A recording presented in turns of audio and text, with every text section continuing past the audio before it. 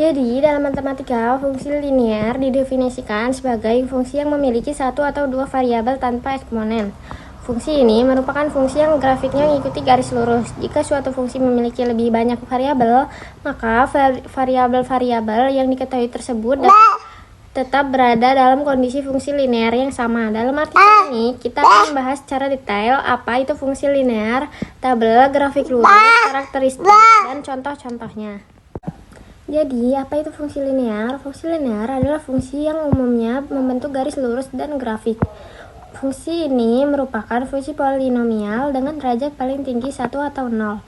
Meskipun fungsi linear juga dipresentasikan dalam kalkulus maupun aljabar linear, satu-satunya perbedaan antara notasi fungsi memahami pasangan terurut yang ditulis dalam notasi juga penting.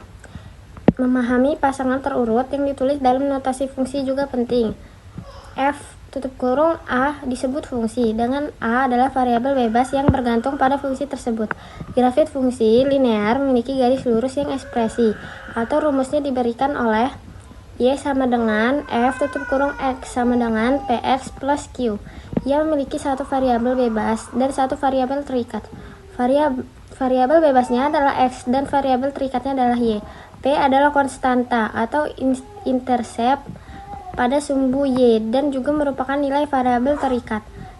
Ketika Q sama dengan 0, Q adalah koefisien variabel bebas yang dikenal sebagai kemiringan atau slope yang menyatakan laju perubahan variabel terikat.